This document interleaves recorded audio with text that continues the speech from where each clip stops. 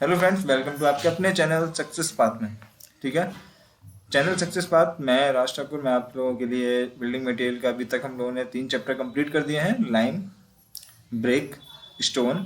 ठीक है, और लाइम के साथ साथ हमने मोटार भी देख लिया था कि मोटार होता कैसे कैसे है। ठीक है, और अब जो हम चैप्टर कंप्लीट करेंगे वो है हमारा क्या, सीमेंट। ठीक है, तो चलिए चलते हैं डायरेक्टली अपने सीमेंट पर कि सीमेंट कैसे कैसे आया, कहाँ से बना, क्या क्या नाम है, सब कुछ स्टार्ट करते हैं। सीमेंट देखिए, अब जैसे कि आप यहाँ देख रहे होंगे कि सीमेंट के ऊपर लिखा है जोसेफ एस्पिडेन और 1824। तो जो निर्माण किया था वो जोसेफ एस्पिडेन ने किया था। ठीक है, और 1824 में ये क्या है, एक हेट्रोजीनियस मटेरियल है। सीमेंट नहीं, कंक्रीट। क्या है, हेट्रोजीनियस में। और कंक्रीट में हम लोग क्या क्या मिलाते हैं, water, cement, sand, aggregate, admixture. ठीक है, कुछ स्पेशल टाइप की अगर हमें कंक्रीट बनानी हो तो उसमें एडमिक्सचर्स का भी हम लोग यूज़ करते हैं। ठीक है, एग्रीगेट क्या होती है, इनर्ट मटेरियल होता है, फिलर मटेरियल होगा, सीमेंट बाइंडिंग मटेरियल होता है, admixture specially used for increasing workability and strength. ठीक है, और हिस्टोरिकल डेवलपमेंट ओपीसी, ओपीसी का फुल फॉर्म होता है ऑर्डिनरी पोर्टलैंड सीमेंट। सबसे पहले 21 अक्टूबर 1824 में इंग्लैंड के एक ब्रिक लेयर मैसन, जो मिस्त्री थे, जोसेफ एस्पिडेन ने यह सीमेंट बनाई थी। और इस सीमेंट का जो कलर है वो इंग्लैंड में एक जगह है पोर्टलैंड, उस पर पाए जाने वाले पत्थर के कलर से मैच कर रहा था, इसलिए इस सीमेंट का नाम रख दिया गया पोर्टलैंड। ठीक है, चलिए अब स्टार्ट करेंगे हम क्या, manufacture process of ordinary Portland cement कैसे बनता है। दो तरीके होते हैं, एक ड्राई प्रोसेस होता है और एक बेड प्रोसेस होता है। ठीक है, ड्राई प्रोसेस में क्या होता है, जो रॉ मटेरियल होता है उसके बेड का, इस बुक में देखिए, मैं आपको एक पहले बात आपको क्लियर कर दूं, इस बुक में जो है बहुत जो मोस्ट मोस्ट इम्पॉर्टेंट पॉइंट्स हैं सिर्फ वही लिखे हुए हैं, और थ्योरी दी गई है उस हिसाब से दी गई है कि आपके ये एग्ज़ाम्स के लिए बहुत बेनिफिशियल है, चाहे आप डिप्लोमा में एग्ज़ाम देने जा रहे हैं। ठीक है, और चाहे आप किसी कंपटीशन एग्ज़ाम की तैयारी करने की सोच रहे हैं, या करने जा रहे हैं, या कर रहे हैं, तो आपके लिए बहुत ही बेनिफिशियल वीडियो रहती है ये हमारी। ठीक है, आप देख सकते हैं। चलिए, और ड्राई प्रोसेस में क्या करते हैं कि रॉ मटेरियल के वेट का 10 से 14% मिक्स करते हैं, और वेट प्रोसेस में 35 से 50% तक मिक्स करते हैं। रॉ मटेरियल के वेट का क्या मिक्स करते हैं, पानी। क्या मिक्स करते हैं, पानी की मात्रा। ठीक है, चलिए, आजकल सीमेंट बनाने के लिए फैक्ट्रियों में बैट प्रोसेस उपयोग में लाई जा रही है, क्योंकि इस मेथड से सीमेंट बनाने पर रॉ मटेरियल में पानी की मात्रा अधिक होने के कारण रॉ मटेरियल स्लरी के रूप में कन्वर्ट हो जाता है, जिसके कारण कभी कभी, मतलब कभी भी और किसी भी स्टेज पर हम जो मटेरियल ऐड करना चाहते हैं उसे हम ऐड कर सकते हैं। ठीक है, और manufacturing of OPC by bat process क्या करते हैं, ओपीसी को बनाने के लिए रॉ मटेरियल के रूप में हम कैलकीरियस और आर्गिलिसियस मटेरियल यूज़ करते हैं। कैलकीरियस में लाइमस्टोन एंड चाक, और आर्गिलिसियस में सेल एंड क्ले। ठीक है, रॉ मटेरियल होते हैं ये कैलकीरियस एंड आर्गिलिसियस। और रॉ मटेरियल से कैलकीरियस मटेरियल को पहले जॉ क्रशर से पीस कर इनका साइज लगभग 150 mm के साइज के कन्वर्ट कर लेते हैं, क्योंकि बड़े बड़े बोल्डर्स आते हैं, टुकड़े होते हैं, उनको क्या करते हैं, तोड़ते हैं जो जॉ क्रशर में। तोड़ने के बाद वो 150 mm के अबाउट उसका साइज आ जाता है, तब उसको फिर उसके करते हैं हम लोग ग्राइंडिंग। ठीक है, और जो ग्राइंडिंग होती है वो कहाँ होती है, फाइन ग्राइंडिंग करेंगे, और जो करते हैं बॉल मिल या ट्यूब मिल में। ठीक है, फाइन ग्राइंडिंग कहाँ करते हैं, रॉ मटेरियल्स की बॉल मिल या ट्यूब मिल में। और जो इसके इंग्रेडिएंट्स होते हैं, केमिकल कंपोनेंट्स होते हैं जो, तो उसमें क्या क्या, लाइम होता है, सिलिका, ठीक है, iron oxide, alumina, magnesia, sulphur trioxide और एल्कलीज। ठीक है, और इन सब के परसेंटेज आपको दिए हैं। 60 से 7% लाइम होता है, सिलिका 17 से 25%, और आयरन ऑक्साइड होता है 0.5 से 6%, और एल्यूमिना 3 से 8%। ये 3 से 4% लिखा है, ये भी हो सकता है। ठीक है, कोई बड़ी बात नहीं है, लेकिन उसमें जो एक मेन देखिए, हाँ ये लिखा हुआ है मेजर कॉन्स्टिटेंट्स। मेजर कॉन्स्टिटेंट्स कौन कौन से होते हैं, लाइम, सिलिका और एल्यूमिना। ठीक है, ये मेजर कॉन्स्टिटेंट्स होते हैं। और सिलिका ऑक्साइड की, सिलिका की मात्रा कितनी होती है, 17 से 25%। This total weight of magnesia should not be greater than 5%। अभी ये तीनों पॉइंट हैं, नीचे लिखे हुए हैं। ठीक है, तो उस तब क्लियर करेंगे हम इससे।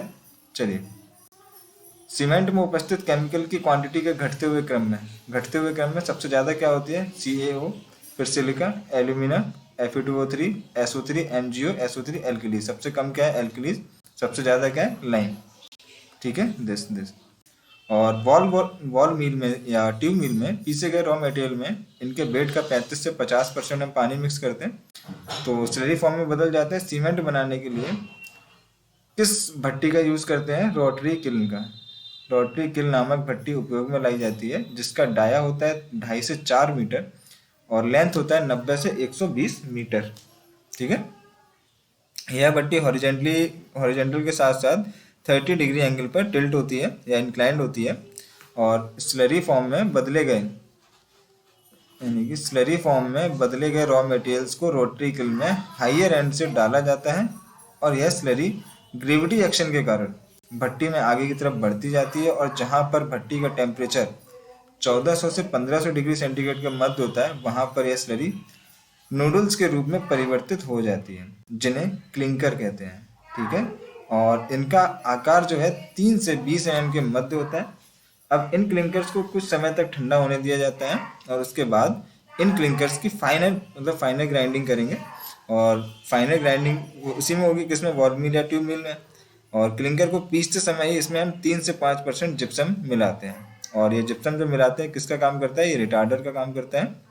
ठीक है, और देखिए यदि सीमेंट में जिप्सम नहीं मिलाया जाएगा तो ये 5 मिनट में ही सेट हो जाएगी और जो क्या कहलाएगी, फ्लैश सेटिंग ऑफ सीमेंट। क्या कहलाएगा वो जो 5 मिनट में ही सेट हो रही है, फ्लैश सेटिंग ऑफ सीमेंट। इसलिए सीमेंट की जो इनिशियल सेटिंग टाइम को बढ़ाने के लिए जिप्सम का उपयोग सीमेंट में रिटार्डर के रूप में किया जाता है। ठीक है, नेक्स्ट है सीमेंट बनाते समय रॉ मटेरियल में उपयोग लाए गए ऑक्साइड आग के संपर्क में आने पर और जटिल रसायन में परिवर्तित हो जाते हैं। इसकी खोज बूगिस साइंटिस्ट ने की थी, इसलिए इन्हें बूगिस कंपाउंड भी कहते हैं। अब बूगिस कंपाउंड कौन से होते हैं, 4 होते हैं, tri calcium aluminate, tri calcium silicate, di calcium silicate and tetra calcium aluminoferrite. C3S, C3A, C3S, C2S, C4AF। ठीक है, इसके फार्मूला याद रखिए, कभी भी पूछ दिया जाता है ये फार्मूले। और जो अप्रोक्सीमेटली जो इसकी क्वांटिटी होती है 11% मान के चलते हैं इधर, 56%, 16%, 10%। ठीक है, तो ये होता है इसके मतलब जो क्वांटिटी इसमें उपयुक्त होती है। सबसे ज़्यादा कौन सी होती है, C3S की। ठीक है, उसके बाद C2S, फिर C3A, फिर C4AF। इसको ये नाम भी दिए गए हैं और ये जब इन बूगिस कंपाउंड को दोबारा से एक साइंटिस्ट थे हमारे वो ली चैटरियल साहब और उनके साथ थे, देखिए ली चैटरियल साहब और टोर्नेबॉम ने भी सीमेंट के क्लिंकर का ऑब्जर्वेशन किया जिनकी प्रॉपर्टीज बूगिस कंपाउंड से मिलती थी। तो ली चैटरियल और टोर्नेबॉम ने इनकी पहचान एलाइट, बेलाइट, किलाइट, फेलाइट के रूप में की। एलाइट का गुण C3S, बेलाइट का गुण C2S, किलाइट का गुण C3A और फेलाइट का गुण C4AF से मिलते थे। तो इनका नाम भी C3S का एलाइट, C2S का बेलाइट, C3A का किलाइट एंड C4AF का फेलाइट नाम दिया। चलिए नेक्स्ट, C3A क्या है, tri calcium aluminate C3A, this is also known as celite, इसे किलाइट भी कहते हैं और इसका फॉर्मूला 3CaO Al2O3। ठीक है, और पॉइंट है इसमें जैसे ही सीमेंट में पानी मिलाया जाता है सबसे पहले C3A ही रिएक्शन करता है। क्या रिएक्शन करता है, C3A रिएक्शन करता है। यदि क्लिंकर को पीसते समय इसमें जिप्सम नहीं मिलाया जाए तो ये 5 मिनट में सेट हो जाएगी और ये क्या कहलाएगी, फ्लैश सेटिंग ऑफ सीमेंट। और ये उसके सेटिंग टाइम को बढ़ाने के लिए हम C3A पर काउंटर अटैक करने के लिए जिप्सम या कैल्शियम सल्फेट का यूज़ करते हैं, मतलब उसमें मिला देते हैं। ठीक है, जिप्सम या कैल्शियम सल्फेट का मिलाया जाता है। नेक्स्ट, सीमेंट में इनिशियल और फाइनल सेटिंग टाइम C3A के कारण ही होता है। जो इनिशियल और फाइनल सेटिंग टाइम होता है वो C3A के कारण ही होता है। यदि सीमेंट में C3A की मात्रा अधिक है तो इस सीमेंट के सल्फेट रेसिस्टिंग कैपेसिटी कम होती है। अगर C3A ज़्यादा है तो सल्फेट रेसिस्टिंग कैपेसिटी कम होगी। इसलिए यदि सीमेंट को सल्फेट रेसिस्टिंग बनाना हो तो C3A की मात्रा 5% से अधिक नहीं होनी चाहिए। ठीक है, जब सीमेंट में पानी मिलाया जाता है तो प्रत्येक स्टेज पर हीट ऑफ हाइड्रेशन सबसे ज़्यादा किसकी होती है, C3A की होती है, क्योंकि सबसे पहले क्रिया भी यही करता है। सबसे ज़्यादा हाइड्रेशन, हीट ऑफ हाइड्रेशन। ठीक है, क्या होगा, हीट ऑफ हाइड्रेशन सबसे ज़्यादा किसकी होगी, C3A की हीट ऑफ हाइड्रेशन सबसे मैक्सिमम होती है। ठीक है, उसके बाद जो होती है C3S, फिर C4AF, फिर C2S। ठीक है, सीमेंट में पानी मिलाने के बाद सबसे ज़्यादा हीट ऑफ हाइड्रेशन आपको पता है C3A की है और सबसे कम C2S की। सबसे कम किसकी है, C2S। C3A हाई और C2S सबसे कम। ठीक है, और हीट ऑफ हाइड्रेशन क्या है, जैसे ही सीमेंट में पानी मिलाया जाता है तो पानी सीमेंट के अंदर जो ऊष्मा निकलती है, ठीक है, उसे ही हम कहते हैं हीट ऑफ हाइड्रेशन। कब, जब पानी मिलाने के बाद जो ऊष्मा होती है उसको कहते हैं क्या, हीट ऑफ हाइड्रेशन। C4AF क्या है, C4AF इसे फिलाइट के नाम से भी जानते हैं, और सीमेंट में पानी मिलाने पर सबसे ज़्यादा रेट ऑफ हाइड्रेशन C4AF की होती है और सबसे कम रेट ऑफ हाइड्रेशन C2S की होती है। ठीक है, यह है रेट ऑफ हाइड्रेशन और यह है क्या, heat of hydration. Rate of hydration सबसे ज़्यादा किसकी है, C4AF की, और सबसे कम रेट ऑफ हाइड्रेशन किसकी है, C2S की। ठीक है, अब देखिए रेट ऑफ हाइड्रेशन के अकॉर्डिंग ये डिसेंडिंग ऑर्डर में दिया गया है। सबसे ज़्यादा होती है C4AF, फिर उससे कम C3A, फिर C3S, फिर C2S। हीट ऑफ हाइड्रेशन के फॉर्म में भी दिया है C3A, C3S, C4AF and C2S। ठीक है, चलिए नेक्स्ट है C3A। C4AF में से सीमेंट में C3A के कारण बहुत कम मात्रा में स्ट्रेंथ देता है, जबकि C4AF के कारण सीमेंट में कोई स्ट्रेंथ नहीं आती है, और C3A C4AF दोनों स्ट्रेंथ के लिए रेस्पॉन्सिबल नहीं है। ठीक है, सिंपल सा। और स्ट्रेंथ के लिए रेस्पॉन्सिबल कौन कौन से होते हैं, C2S और C3S। ठीक है, और C3S ट्राई कैल्शियम सिलिकेट, इसे एलाइड के नाम से भी जानते हैं, और ये बेस्ट सीमेंटिंग मटेरियल है। और OPC सीमेंट में C3 की होती है, मतलब मात्रा C3 की होती है सबसे ज़्यादा सीमेंट में। OPC सीमेंट में सबसे ज़्यादा मात्रा C3S की होती है। ठीक है, और 28 दिन स्ट्रेंथ और कैरेक्टरिस्टिक स्ट्रेंथ में सबसे ज़्यादा योगदान C3S का होता है। और सीमेंट में यदि अर्ली स्ट्रेंथ प्राप्त करनी हो, जल्दी स्ट्रेंथ प्राप्त करनी हो, तो C3S की मात्रा को हम क्या करते हैं, बढ़ा देते हैं। ठीक है, यही चीज़ इस पर लिखिए, responsible for development of early strength of cement in initial stage. ठीक, क्या, C3S। Next C2S, higher percentage of di calcium silicate slow setting cement है। तो क्या इसका नाम होता है बेलाइट। सीमेंट में अल्टीमेट स्ट्रेंथ C2S के कारण आती है। देखो C3S के कारण आती है कैरेक्टरिस्टिक स्ट्रेंथ, और C2S के कारण आती है अल्टीमेट स्ट्रेंथ। ठीक है, और C2S के कारण ही धीरे धीरे ये स्लोली स्ट्रेंथ प्राप्त होती है। यदि किसी सीमेंट में हीट ऑफ हाइड्रेशन को रिड्यूस करना हो, अगर किसी सीमेंट में हीट ऑफ हाइड्रेशन को रिड्यूस करना हो, तो इस सीमेंट में C2S की मात्रा कंपेरेटिवली ज़्यादा रखी जाती है। यदि किसी सीमेंट को केमिकल अटैक के अगेंस्ट ज़्यादा सुरक्षित करना है, तो more resistance against chemical attack, तो इस सीमेंट में C2S की मात्रा ज़्यादा रखी जाती है। क्या करते हैं, C2S की मात्रा ज़्यादा रखते हैं। ठीक है, तो स्ट्रेंथ कंट्रीब्यूशन में सबसे ज़्यादा स्ट्रेंथ C3S, उसके बाद C2S, फिर C3A, फिर C4AF। C4AF स्ट्रेंथ के लिए बिल्कुल भी रेस्पॉन्सिबल नहीं होता है। ठीक है, और ये वही है सबसे ज़्यादा इसकी और सबसे कम इसकी। Bogue's compound and composition in cement. Cement में C3S की मात्रा सबसे ज़्यादा होती है, फिर C2S की, फिर C3A, फिर C4AF की। इसके जो मेन कंपाउंड होते हैं वो C3S C2S होते हैं, जिसकी मात्रा 17 से 80% तक होती है। और ऑक्साइड में से यदि रॉ मटेरियल के अंदर लाइम की मात्रा हाई है, तो यह वो सीमेंट की सेटिंग टाइम की स्ट्रेंथ और इंक्रीज बढ़ देते हैं, मतलब इंक्रीज कर देता है या बढ़ जाती है। और अगर सिलिका की मात्रा ज़्यादा है तो यह भी सीमेंट की स्ट्रेंथ और सेटिंग दोनों को इंक्रीज कर देता है। सिलिका की मात्रा होगी तब भी ये इंक्रीज कर देगा, इसीलिए setting time of cement directly proportional to lime content and silica content. ठीक है, नेक्स्ट है सीमेंट के ऑक्साइड में अनब्रेंट लाइम और मैग्नीशिया की मात्रा अगर ज़्यादा मतलब होनी नहीं चाहिए। ठीक है, इससे इससे क्या होता है, अनसाउंडनेस क्रिएट होती है। तो सीमेंट में ऑक्साइड में आयरन की मात्रा सीमेंट को कलर ग्रेनिश कलर प्रदान करती है, कौन, आयरन। ठीक है, चलिए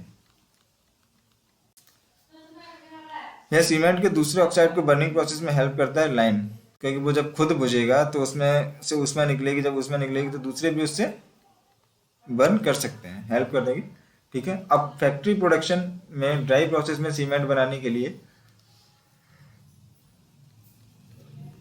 1 टन सीमेंट के लिए चाहिए 100 कोल, और बैट प्रोसेस में 1 टन सीमेंट के लिए चाहिए 350 kg कोल। ठीक है, इसमें ईंधन ज़्यादा लगता है, इसमें ईंधन कम लगता है।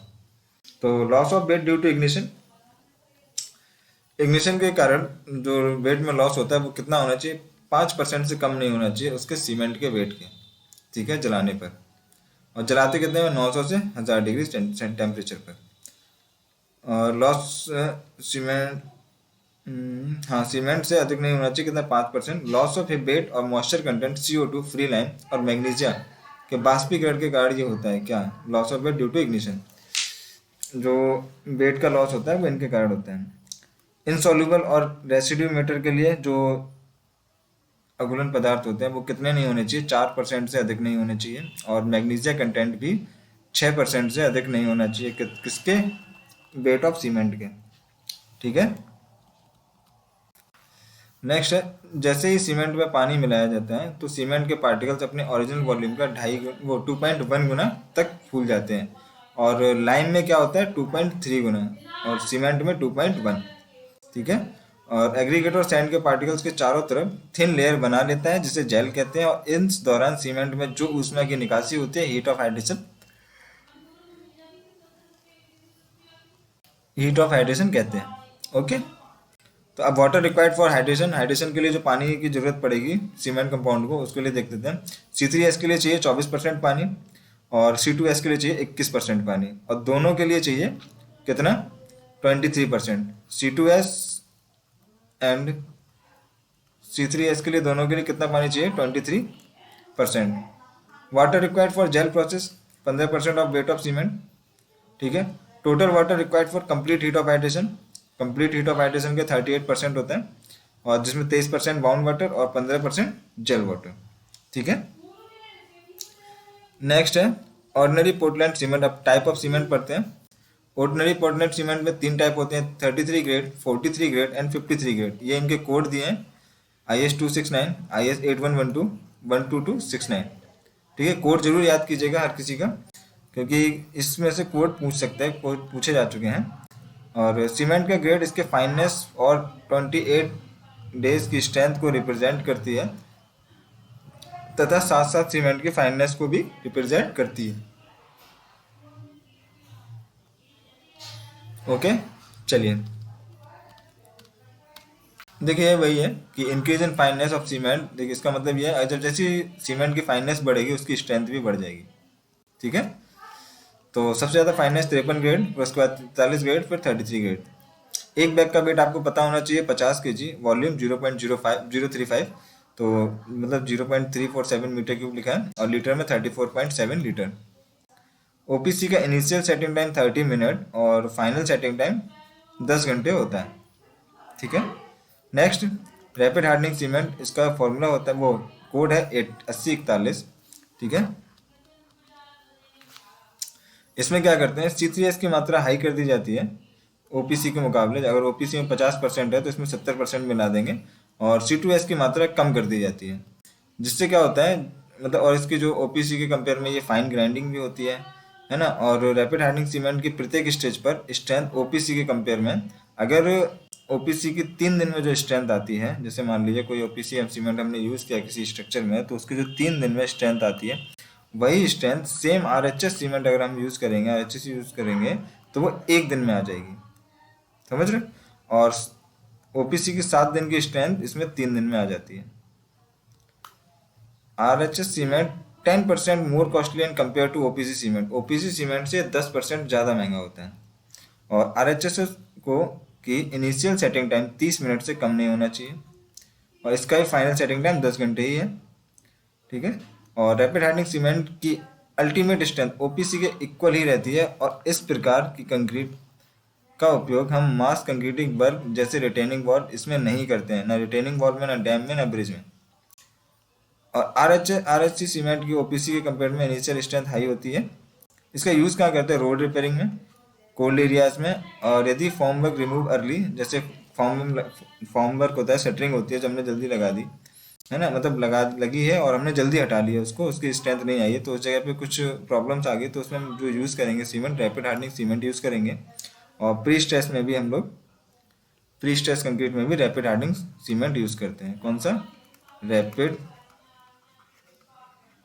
Hardening cement. ठीक। अब है next quick setting cement. Quick setting आपको नाम से ही पता चल रहा होगा, क्विक सेटिंग है, तो इसका इनिशियल सेटिंग टाइम होगा 5 मिनट और फाइनल सेटिंग टाइम है 30 मिनट।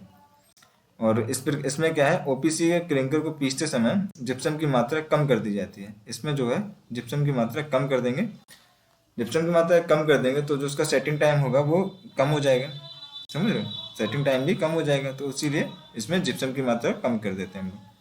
और इसका यूज़ हम लोग करते हैं कहाँ, अंडर वाटर कंस्ट्रक्शन में और ग्राउटिंग ऑपरेशन में। जो क्विक सेटिंग सीमेंट है, अंडर वाटर कंस्ट्रक्शन और ग्राउटिंग में इसका हम यूज़ करते हैं, ठीक है। एक्स्ट्रा रैपिड हार्डनिंग सीमेंट एक होता है, ये उसमें नहीं, एक होता है एक्स्ट्रा रैपिड हार्डनिंग, जिसमें calcium chloride CaCl2 should not be greater than 2%, जिसमें से 2% से ज़्यादा नहीं होना चाहिए, जो CaCl2 का मतलब है जिप्सम। और 20 मिनट के अंदर सब कुछ करना है, जो जैसे इसको बना लिया, मिक्स कर लिया, ठीक है, ट्रांसपोर्ट भी करना है और कॉम्पैक्ट सब कुछ करने के बाद अगर इसे डालना है तो 20 मिनट के अंदर सब कुछ मिक्स करके इसको डालना रहता है। अगर 20 मिनट से ज़्यादा टाइम लगा लिया तुमने तो वो वहीं सेट होना स्टार्ट कर देगा, ठीक है। और 20 से 25% higher strength than rapid hardening, और रैपिड हार्डनिंग सीमेंट से, जो रैपिड हार्डनिंग सीमेंट था उसकी स्ट्रेंथ कम होती है, कितनी, 20 से 25%, किसकी अपेक्षा, एक्स्ट्रा रैपिड हार्डनिंग के, एक्स्ट्रा रैपिड हार्डनिंग, ठीक है। अब नेक्स्ट है लो heat cement. Low heat cement में क्या है, C3A और C2S की मात्रा को कम कर दिया जाता है, C3S और C3A की, ठीक है, और C2S की मात्रा को हम बढ़ा देते हैं। क्या करते हैं इसमें, C2S की मात्रा को बढ़ा देते हैं। और इसका जो 3 दिन की स्ट्रेंथ है OPC की 1 दिन में, और 7 दिन की स्ट्रेंथ 3 दिन में, OPC की 3 दिन की स्ट्रेंथ के बराबर होती है। देखो LHS जो लो हीट सीमेंट है वो धीमे धीमे अपनी स्ट्रेंथ तक पहुंचता है, तो इस LHC की 7 दिन की स्ट्रेंथ OPC के 3 दिन की स्ट्रेंथ के बराबर है, ठीक है। और LHS की 3 दिन की स्ट्रेंथ OPC की 1 दिन की स्ट्रेंथ। इसमें उल्टा है, जैसे RHS में था, RHC में जो था रैपिड हार्डनिंग सीमेंट में, उसमें क्या था, उसमें मतलब उसकी 1 दिन की स्ट्रेंथ और OPC के 3 दिन की स्ट्रेंथ के बराबर था, ठीक है। और इसमें क्या है, लो हीट सीमेंट में अगर OPC की 3 दिन की स्ट्रेंथ, वो सॉरी 1 दिन की स्ट्रेंथ है, तो लो हीट सीमेंट की वो 3 दिन की स्ट्रेंथ होती है, ठीक है। इसके फाइनल सेटिंग टाइम 60 मिनट है, 60 मिनट से अधिक होना चाहिए, सॉरी इनिशियल होगा, इनिशियल सेटिंग टाइम 60 मिनट से अधिक होना चाहिए, और फाइनल सेटिंग टाइम 10 घंटे से अधिक नहीं होना चाहिए, ठीक है। इनिशियल सेटिंग टाइम हो जाना तो होना चाहिए 60 मिनट से ज़्यादा, और जो फाइनल सेटिंग टाइम है वो 10 घंटे से ज़्यादा नहीं होना चाहिए। और इसका यूज़ करते हैं हम लोग dam, retaining wall, use of low heat cement. Low heat cement का उपयोग mass concreting work, dam, retaining wall, bridges में इसका यूज़ करते हैं, ठीक है। नेक्स्ट है सल्फेट रेसिस्टिंग सीमेंट, ठीक है। तो सल्फेट रेसिस्टिंग सीमेंट बनाने के लिए OPC में C3A और C4AF की मात्रा को रिड्यूस कर देते हैं। क्या कर देते हैं, C3A और C4AF की मात्रा को कम कर देते हैं, अर्थात C3S और C2S की मात्रा को OPC के कंपेयर में इंक्रीज कर, OPC के कंपेयर में इसको इंक्रीज कर देंगे, C3S और C2S को, और C3A और C4AF को हम लोग कम कर देते हैं। सल्फेट रेसिस्टिंग सीमेंट में C3A की मात्रा 5% से अधिक नहीं होनी चाहिए, तथा C3A और C4AF की मात्रा 25% से अधिक नहीं होनी चाहिए। इसकी जो मात्रा है वो 25% से अधिक नहीं होगी, और C3A की मात्रा 5% से अधिक नहीं होनी चाहिए, ठीक है। सल्फेट इसका जो कंडीशन होती है उपयोग करते हैं, use for marine condition, marine condition में इसको यूज़ करेंगे। और नेक्स्ट है if concrete is use in foundation, ठीक है, यदि कंक्रीट को फाउंडेशन में प्रयोग कर रहे हैं या बेसमेंट में, all structure with contact with soil, जो सॉइल के कॉन्टैक्ट में है, ठीक है, उसमें अगर यूज़ कर रहे हैं। नेक्स्ट है if concrete is used in construction of sewage treatment unit, इसका यूज़ क्या करेंगे, सीवेज ट्रीटमेंट यूनिट में, ठीक है, वहाँ सल्फेट रेसिस्टिंग सीमेंट ही हम यूज़ करते हैं। कहाँ कहाँ, फाउंडेशन, बेसमेंट स्ट्रक्चर जो सॉइल्स के कॉन्टैक्ट में है उसके। नेक्स्ट है सुपर सल्फेट रेसिस्टेंट सीमेंट, जिसका कोड है 6909, 6909। इस प्रकार के सीमेंट को बनाने के लिए 80 से 85% स्लैग और 10 से 15% जिप्सम, लगभग 5% OPC को मिक्स करके बनाई जाती है। कलर्ड सीमेंट, किसी भी कलर्ड की सीमेंट बनाने के लिए 5 से 10% पिगमेंट डाला जाता है। अब जिस कलर का बनाना उस कलर का पिगमेंट डालेंगे। वाइट सीमेंट, विच सीमेंट को बनाने के लिए pure lime, that's also pure lime, pure lime, ठीक है। स्टोन और चौक का उपयोग किया जाता है, लेकिन इस प्रकार के सीमेंट में क्या करते हैं हम लोग, आयरन ऑक्साइड की मात्रा को रिड्यूस कर दिया जाता है। क्या होता है, आयरन ऑक्साइड होता है, उसकी मात्रा हम रिड्यूस क्यों कर देंगे, क्योंकि अगर वाइट सीमेंट मिलाएंगे, आयरन ऑक्साइड हमें क्या प्रोवाइड करता है, कलर प्रोवाइड करता है ना, क्या प्रोवाइड करता है, कलर। और वाइट सीमेंट में हमें कलर नहीं चाहिए, तो हम क्या करते हैं उसमें आयरन ऑक्साइड की मात्रा कम कर देते हैं 0.1%। ठीक है, इससे अधिक नहीं होनी चाहिए। जैसे बिरला वाइट, जेके वाइट पुट्टी वगैरह आती है ना, वो सीमेंट ही होता है एक तरीके का। एंड सीमेंट की वाइटनेस हंटर स्केल पर मापी जाती है। सीमेंट की वाइटनेस किस पे मापी जाती है, हंटर स्केल पर। और तथा आईएस स्केल पर वाइटनेस 70% से कम नहीं होनी चाहिए। जो वाइट सीमेंट होता है उसकी वाइटनेस जो है 70% से कम नहीं होनी चाहिए। नेक्स्ट है हाइड्रोफोबिक सीमेंट। हाइड्रोफोबिक सीमेंट का कोड है 8043। 8043, ठीक है। और ये कहाँ मतलब इस प्रकार के सीमेंट ऐसी जगह उपयोग लाई जाती है सीमेंट का लंबे समय तक स्टोरेज करके रखना। इस प्रकार के सीमेंट को बनाने के लिए ओपीसी के क्लिंकर को पीसते समय क्लिंकर के वेट का 0.1% या 0.4% oleic stearic boric acid mix किया कर दिया जाता है। क्या क्या, ऑलिक स्टेरिक या बोरिक एसिड मिक्स कर दिया जाता है। तो सीमेंट के सभी पार्टिकल्स के चारों तरफ एक वाटर रिपेलेंट थिन फिल्म बना लेता है, जो सीमेंट के पार्टिकल्स को जल्दी से वाटर के कांटेक्ट में नहीं आने देता। इसीलिए हाइड्रोस्कोपिक सीमेंट कहलाती है। इस सीमेंट को कॉस्ट ऑर्डिनरी पोर्टलैंड सीमेंट से ज़्यादा होती है। ठीक है, नेक्स्ट। अब पोर्टलैंड स्लैग सीमेंट, ये क्या है, इसमें क्या करते हैं हम लोग, सीमेंट बनाने के लिए ओपीसी में 25 से 65% तक स्लैग मिक्स कर दिया जाता है। ओपीसी सीमेंट होता है, पोर्टलैंड स्लैग सीमेंट बनाना है तो उसमें स्लैग मिक्स कर देते हैं 25 से 65% तक। और blast furnace slag plus gypsum plus cement इसमें जो होता है। इस प्रकार के सीमेंट के निम्नलिखित प्रॉपर्टीज होती हैं। लो हीट ऑफ हाइड्रेशन होती है, बेटर रेसिस्टेंस टू क्लोराइड, और better resistance of marine effects, मतलब मैरीन का मतलब समुद्री इफेक्टों से। ठीक है, और reduce the permeability of cement concrete, permeability कम हो जाती है। केमिकल रेसिस्टेंट कैपेसिटी जो होती है वो बढ़ जाती है, मतलब केमिकल का इफेक्ट पड़ता है वो नहीं पड़ेगा। ठीक है, नेक्स्ट है एक्स्ट्रा रैपिड हार्डनिंग सीमेंट। वही हम लोग एक्स्ट्रा रैपिड हार्डनिंग पढ़ चुके हैं। ठीक है, सेम वही चीज़ है। नेक्स्ट है हाई एल्यूमिना सीमेंट, इसका कोड है 6452। 6452। इस प्रकार के सीमेंट को बनाने के लिए क्या करते हैं, लाइमस्टोन चॉक और बक्साइट को फाइनल ग्राइंडिंग की जाती है और इन्हें मिक्स करके हाई एल्यूमिना सीमेंट बनाई जाती है। ठीक है, हाई एल्यूमिना का सीमेंट की इनिशियल सेटिंग टाइम 4 घंटे से कम नहीं होना चाहिए और फाइनल सेटिंग टाइम 5 घंटे से अधिक नहीं होना चाहिए। हाई एल्यूमिना सीमेंट जो है उसका जो इनिशियल टाइम है वो बहुत लेट है, यानी कि 4 आवर है, और इसका जो फाइनल सेटिंग टाइम है इससे 5 आवर। ठीक है, नेक्स्ट है, और इसका यूज़ क्या करते हैं हम लोग, better resistance capacity against chemical attack और better resistance capacity marine effect. जहाँ केमिकल इफेक्ट्स ज़्यादा हों और मरीन इफेक्ट्स हो रहे हैं वहाँ पे हम इसको यूज़ करेंगे जिससे कि वो इफेक्ट ना हो। ठीक है, नेक्स्ट है पोर्टलैंड पोज़ोलाना सीमेंट पीपीसी। इस प्रकार के सीमेंट को बनाने के लिए ओपीसी में पोज़ोलानिक मटेरियल आजकल 15 से 35% of the wait of cement mix, जितना सीमेंट मिक्स करेंगे उसके वेट का 15 से 35% पोज़ोलानिक मटेरियल मिलाते हैं उसमें, जबकि पहले 10 से 25% मिक्स किया जाता था और अब 15 से 35 मिलाते हैं। पोज़ोलानिक मटेरियल ऐसे पदार्थ होते हैं जिनकी स्वयं की कोई बाइंडिंग प्रॉपर्टी नहीं होती है, लेकिन जैसे ही सीमेंट के साथ इन्हें मिक्स किया जाता है तो इनमें बाइंडिंग प्रॉपर्टी डेवलप होने लग जाती है। पोज़ोलानिक मटेरियल में सिलिका और एल्यूमिना मेन कंटेंट के रूप में उपस्थित होते हैं। इसमें मेन कंपोनेंट्स कौन से, सिलिका और एल्यूमिना।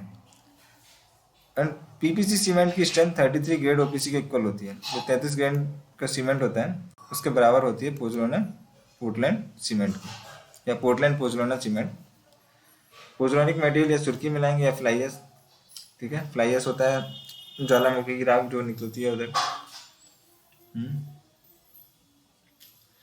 सुर्खी क्या है, या पोज़ोलानिक मटेरियल कम पकी हुई ईंटों जो होती है उसको पीसकर बनाया जाता है, और pozzolanic material thermal power station से प्राप्त वेस्टेज को पीसकर बनाया जाता है।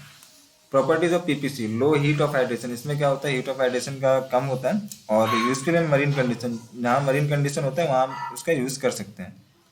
नेक्स्ट है 3 used for hydraulic structure other than mass concreting structure, hydraulic structure में कर सकते हैं।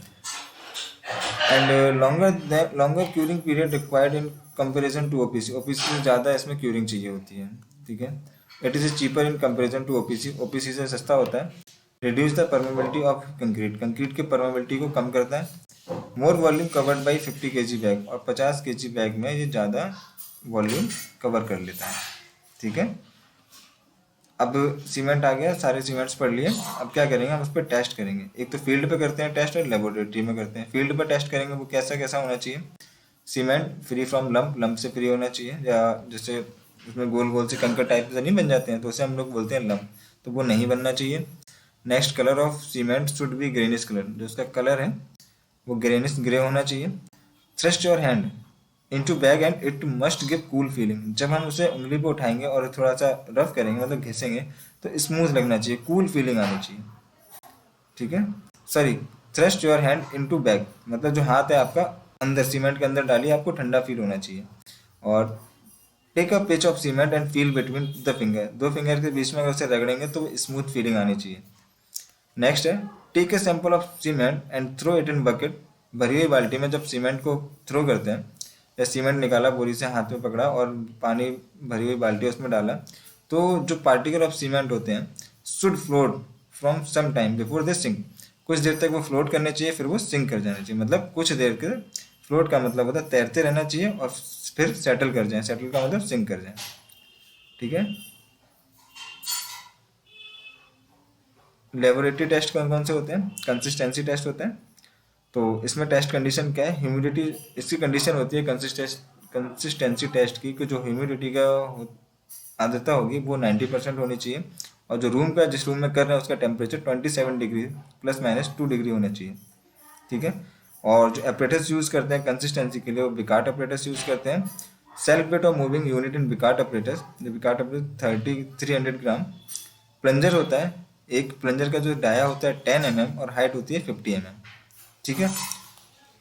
सैंपल मोल्ड साइज देखिए, कंसिस्टेंसी टेस्ट में सीमेंट पेस्ट को भरने के लिए उपयोग में लाए गए मोल्ड की शेप सिलेंड्रिकल होती है, ये this is cylindrical shape, okay.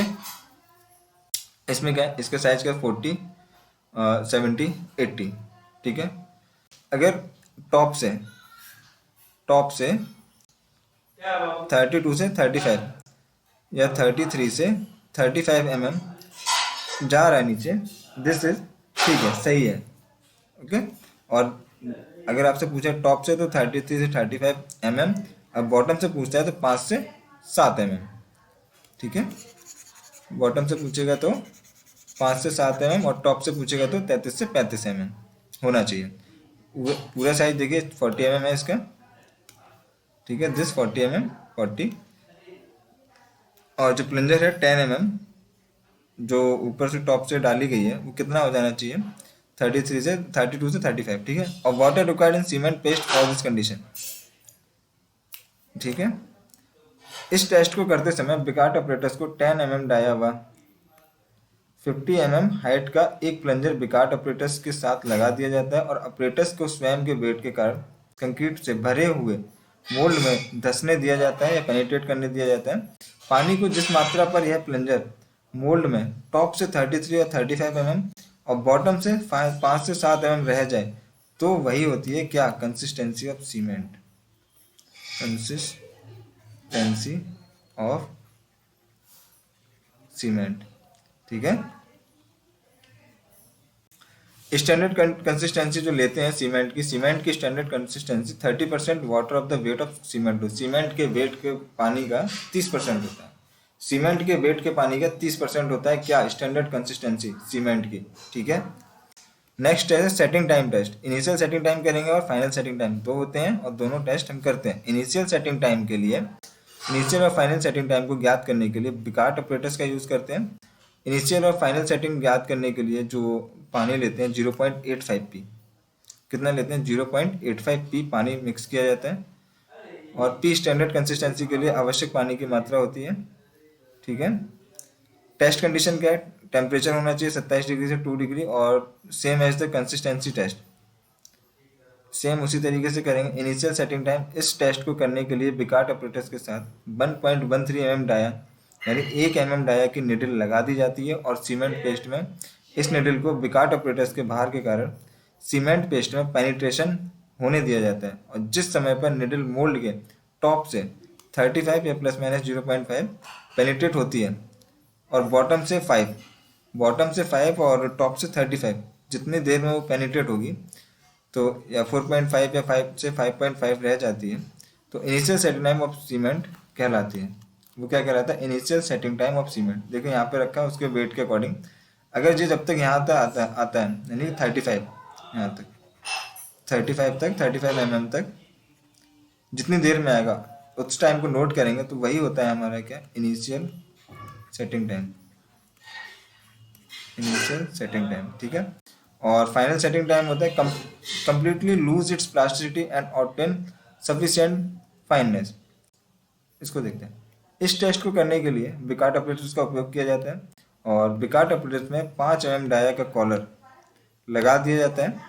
जिस समय यह कॉलर अपना कोई निशान कंक्रीट की सरफेस पर छोड़ने से असमर्थ रहता है तो केवल 0.5 mm तक ही निशान छोड़े, यानी 0.5 mm तक ही छोड़े और उसके बाद ना छोड़े, यानी निडल का निशान होगा वो बन जाए, बस कोई दिक्कत तो छोड़े। Final setting time of cement कहलाता है। अब फाइनल देखिए हमने डाला, ठीक है। जब इसे निकालेंगे कॉलर को, जी कॉलर है, ठीक है। तो कॉलर को जब करते हैं इसमें क्या बोला गया है कि इस टेस्ट को करने के लिए बिकार्ट ऑपरेटर्स यूज करते हैं। किसके लिए? दोनों के लिए करते हैं, इनिशियल फाइनल दोनों के लिए।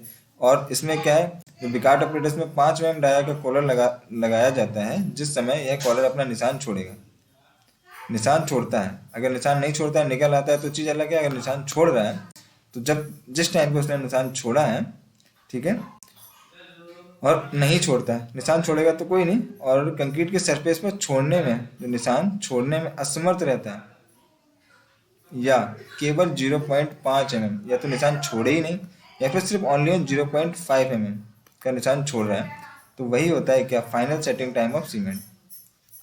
Final setting time of cement. Okay, next क्या है? टेस्ट ऑफ सीमेंट, वो टाइप ऑफ सीमेंट जिसका फाइनल, ये चार्ट बना है इनिशियल सेटिंग टाइम और फाइनल सेटिंग टाइम के अकॉर्डिंग, ठीक है। लाइम पोजोलाना सीमेंट जो होता है उसका इनिशियल सेटिंग टाइम होता है 2 आवर, ठीक है। लाइम पोजोलाना सीमेंट का क्विक सेटिंग सीमेंट है, initial setting time more than 5 minute, final setting time not more than 30 minute. और ओपीसी, पीपीसी, स्लैग, हाइड्रोफोबिक, इन सब का सेम होता है, इनिशियल सेटिंग टाइम 30 और final setting time 10 hour. Low heat cement होता है उसका जो 60 मिनट होते हैं इनिशियल सेटिंग टाइम, और जो फाइनल सेटिंग टाइम सेम होता है 10 आवर। हाई एल्यूमिनियम सीमेंट होता है मोर देन 4 आवर और नॉट मोर देन 5 आवर। एक होता है मैसोनरी सीमेंट जिसका 90 मिनट होता है, मतलब इनिशियल सेटिंग टाइम, और फाइनल सेटिंग टाइम होता है 24 आवर, ठीक है। नेक्स्ट है क्या? Soundness test. Soundness test cement में इनिशियल सेटिंग टाइम के बाद सीमेंट के अंदर हुए एक्सपेंशन को ज्ञात करते हैं, मतलब एक्सपेंड कितना एक्सपेंड हुआ है। साउंडनेस का जैसे हम लोग बोलते हैं अनसाउंडनेस क्रिएट हो रहा है, ठीक है। साउंडनेस टेस्ट ज्ञात करने के लिए सीमेंट में पानी की मात्रा 0.78 पी, इसमें कितनी है? 0.78 पी, और कंसिस्टेंसी में कितनी थी? 0.85 पी, ठीक है। पी स्टैंडर्ड कंसिस्टेंसी के लिए आवश्यक पानी की मात्रा है। और सीमेंट में साउंडनेस ज्ञात करने के लिए 2 टेस्ट किए जाते हैं, एक लीच एटियल, ऑटोक्लेव। सबसे इंपॉर्टेंट आपका टेस्ट यही है, इससे 100% आपसे क्वेश्चन पूछा जाता है। लीच एटियल एपरेटस के द्वारा, इसके द्वारा हम फ्री लाइन को पता करते हैं, फ्री लाइन, ठीक है। ऑटोक्लेव से दोनों लाइम और मैग्नीशियम दोनों के बारे में पता करते हैं। करंट सीमेंट में साउंडनेस ज्ञात करते हैं, और ऑटोक्लेव एपरेटस के द्वारा फ्री लाइन और मैग्नीशिया दोनों के कारण सीमेंट में साउंडनेस ज्ञात कर ली जाती है। लेकिन मैग्नीशिया के कारण सीमेंट में साउंडनेस उसी कंडीशन में ज्ञात की जाती है जब इसकी मात्रा सीमेंट से 3% से ज़्यादा हो। कितना हो? सीमेंट से 3% से ज़्यादा हो, ओके। सीमेंट में ये है लीच एटियल एपरेटस, ये बना हुआ है, ठीक है। देखिए इसका जो डाया होता है 30 mm, स्प्लिट का होगा 0.50 mm, और जो टोटल होता है यहाँ से लेके यहाँ तक जो इसका साइज है 165 mm, ठीक है। इसका टेस्ट प्रोसीजर क्या है, आप देखना चाहें तो पढ़ना चाहें तो पढ़ सकते हैं, लेकिन इसमें कुछ इंपॉर्टेंट नहीं है। आपको मैंने बता ही दिया है कि 0.78 पी लेते हैं, और नहीं, और इसमें कुछ है नहीं। नेक्स्ट ये है complete hydration of cement water cement. हाँ देखिए, एक इंपॉर्टेंट क्वेश्चन है, complete hydration of cement. Cement के कंप्लीट हाइड्रेशन के लिए वाटर सीमेंट रेशियो कितनी होती है, वाटर सीमेंट रेशियो जो हम लेते हैं वो कितना लेते हैं, वो 0.38 लेते हैं। कितना, 0.38। याद रखिएगा इस पॉइंट को, 0.38। More than 0.35 but less than 0.45 होना चाहिए, 0.35 से 0.45 के बीच में, ठीक है। और the unsoundness of expansion of cement should not be more than 10 mm in case of OPC, RHS, LHS, LHC and PPC, यानी कि rapid hardening cement, low heat cement and Portland pozzolanic cement. तो unsoundness होती है expansion of cement, वो कितने से ज़्यादा नहीं होनी चाहिए, वो 10 mm से ज़्यादा नहीं होनी चाहिए। इंपॉर्टेंट क्वेश्चन है, काफ़ी बार पूछा गया है। 10 mm से कितना, 10 mm से ज़्यादा नहीं होनी चाहिए साउंडनेस, अनसाउंडनेस सीमेंट में, ठीक है। किसके सीमेंट के लिए, OPC rapid hardening, low heat और पोजोलैंड पोर्टलैंड सीमेंट। नेक्स्ट है आपका ऑटोक्लेव टेस्ट। ऑटोक्लेव टेस्ट द्वारा फ्री लाइम और मैग्नीशियम दोनों के कारण आने वाली अनसाउंडनेस को ज्ञात किया जाता है। इस टेस्ट में 25 mm डाया के टेस्ट स्पेसिमेन सीमेंट के ऑटोक्लेव ऑपरेटर्स के अंदर रख दिए जाते हैं, और इसके बाद ऑटोक्लेव ऑपरेटर्स के अंदर स्टीम प्रेशर को बढ़ाया जाता है, और स्टीम प्रेशर 1 से 1.5 घंटे या 21 kg पर सेंटीमीटर स्क्वायर तक बढ़ा दिया जाता है, और इसके बाद इस प्रेशर को 3 घंटे तक बनाए रखा जाता है। इसके बाद जो वही प्रोसेसर है, कैसे कैसे करते हैं, तो सैंपल को निकाल कर ठंडा किया जाता है और उसमें आने वाले एक्सपेंशन को ज्ञात किया जाता है। अगर सीमेंट में आने वाला एक्सपेंशन 0.8% से अधिक नहीं होना चाहिए, इससे ज़्यादा होगा तो भाई अच्छा नहीं है, अगर इससे कम जो होना चाहिए, मैक्सिमम 0.8% होना चाहिए, और इससे कम ही होगा, ज़्यादा ना हो। नेक्स्ट है strength test, tensile strength, compressive strength, दोनों टेस्ट होंगे। और जो हम लोग रेशियो लेते हैं सीमेंट और सैंड का 1:3 लेते हैं, और इससे क्लासिफाइड करते हैं हम लोग tensile strength test and compressive strength test. Tensile में क्या है, टेस्ट कंडीशन होती है, ह्यूमिडिटी 90% लेते हैं, ये तो सभी टेस्टों में इतनी होनी चाहिए, ठीक है। और इसमें जो वाटर रिक्वायरमेंट रहती है P/5 + 2.5%, ठीक है।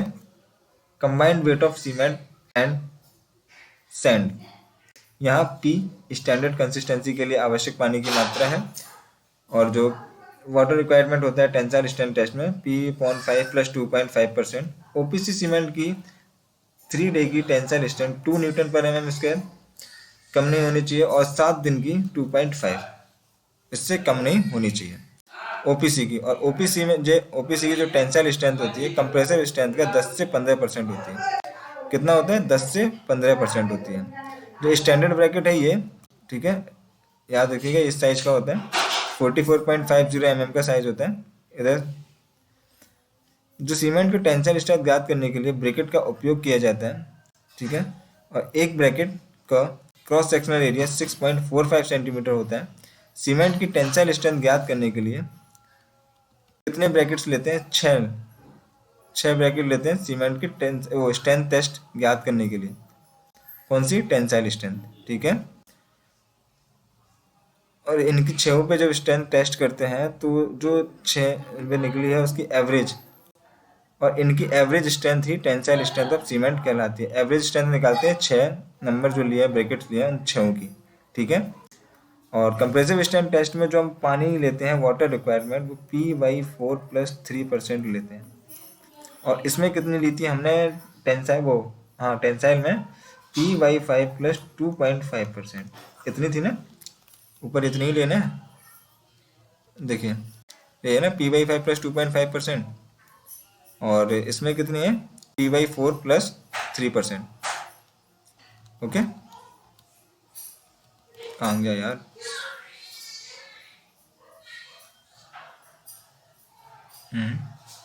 गायब हो गया, ये है यार, हाँ ये रहा, ठीक है। चलिए नेक्स्ट है, अब वाटर सीमेंट रेशियो कितनी लेते हैं, 0.4। याद रखिएगा, वाटर सीमेंट रेशियो कितनी लेते हैं, 0.4। सीमेंट की कंप्रेसिव स्ट्रेंथ ज्ञात करने के लिए जो क्यूब का साइज होता है 7.06 सेंटीमीटर, यानी कि 70.5 या 6 mm, ठीक है। mm में भी कर सकते हैं, और सेंटीमीटर में है तो 7.06 ले सकते हैं, ठीक है। क्यों यूज़ करते हैं? पीपीसी और ओपीसी सीमेंट की जो कंप्रेसिव स्ट्रेंथ होती है, 3 दिन और 7 दिन की कंप्रेसिव स्ट्रेंथ 16 न्यूटन पर mm स्क्वायर, और 22 मतलब 3 दिन की 16 न्यूटन, 7 दिन की 22 न्यूटन, ठीक है। उससे कम नहीं होनी चाहिए। सीमेंट की स्ट्रेंथ टेस्ट ज्ञात करने के लिए 185 ग्राम सीमेंट, लगभग 200 ग्राम और 555 ग्राम सैंड उपयोग में लाई जाती है। 200 ग्राम सीमेंट और 600 ग्राम समथिंग सैंड उपयोग में लाते हैं। और सीमेंट की स्ट्रेंथ टेस्ट ज्ञात के लिए सीमेंट, सैंड और वाटर को मिलाया जाता है, और इनका मिनिमम मिक्सिंग पीरियड 3 मिनट से कम नहीं होना चाहिए। जब इस स्ट्रेंथ टेस्ट हम जब करेंगे तो उसके लिए सीमेंट, सैंड और वाटर जो मिक्स करेंगे वो 3 मिनट तक होनी चाहिए। मिनिमम मिक्सिंग पीरियड 3 मिनट होना चाहिए, तथा मैक्सिमम मिक्सिंग पीरियड कितना होना चाहिए? 4 मिनट। मैक्सिमम कितना होना चाहिए? 4 मिनट। नेक्स्ट है फाइननेस टेस्ट। फाइननेस टेस्ट क्या है? सीमेंट का फाइननेस ज्ञात करने के लिए 3 मेथड यूज करते हैं। पहला है sieve analysis method, air permeability method, sedimentation method और बर्गर turbidity meter method. Sieve analysis method में क्या करते हैं? सीव एनालिसिस मेथड में ज्ञात करने के लिए सीव नंबर IS9 यानी 90 माइक्रोन की सीव उपयोग में लाई जाती है, तथा मैकेनिकल यूनिट के द्वारा 15 मिनट तक हिलाया जाता है, और सेकिंग करेंगे। सेकिंग के बाद इसमें जो है 10% से ज़्यादा नहीं बचना चाहिए, ठीक है। कितना नहीं बचना चाहिए? 10% से ज़्यादा नहीं बचना चाहिए, ओके। और ओपीसी में 10%, पीपीसी में 5% और आरएचसी में मतलब रैपिड हार्डनिंग सीमेंट में भी 5%, ओके। मतलब इससे कम बचना चाहिए, इससे ज़्यादा नहीं बचना चाहिए। जो ये परसेंटेज दिया है ये इससे कम बचना चाहिए, तो हमारा सीमेंट ओके है। Next air permeability method. इस मेथड से भी सीमेंट की फाइननेस ज्ञात करते हैं। सिंपल से ब्लेन एपरेटस का उपयोग करते हैं इसमें। किस एपरेटस का? ब्लेन एपरेटस का। और डिफरेंट टाइप ऑफ सीमेंट के लिए स्पेसिफिक सरफेस एरिया निम्नलिखित होता है। मेथड में सीमेंट का फाइननेस ज्ञात करने के लिए एरिया अपॉन मास का अनुपात उपयोग में लाया जाता है। अब सीमेंट के अकॉर्डिंग इसमें एरिया दिया गया है, मतलब क्या दिया गया है? उसकी फाइननेस, सरफेस एरिया उसका कितना होगा। तो हाई एल्यूमिनियम सीमेंट और ओपीसी में 2250 सेंटीमीटर स्क्वायर पर ग्राम लेते हैं। पीपीसी में pozzolana Portland cement 3000, rapid hardening cement और लो हीट सीमेंट में 3250, सुपर सल्फेट में 40,000, वो 4000 सेंटीमीटर स्क्वायर पर ग्राम। नेक्स्ट करेंगे स्पेसिफिक ग्रेविटी टेस्ट। किसके लिए करते हैं? ली चैटियल फ्लास्क उपयोग में यूज, किससे? ली चैटियल फ्लास्क से। एक साउंडनेस ज्ञात करने के लिए हम ली चैटियल यूज कर रहे थे, ठीक है। ओपीसी सीमेंट में स्पेसिफिक ग्रेविटी 3.15 होती है ओपीसी सीमेंट की स्पेसिफिक ग्रेविटी, ठीक है, ओके। तो ये होता है हमारा सीमेंट आज कंप्लीट। कल हम इसके एमसीक्यू भी सॉल्व कर लेंगे। तो चलिए आज क्लास अपनी यहीं पे एंड करते हैं, और कल अपना नया चैप्टर स्टार्ट करेंगे, ठीक है। Thank you so much.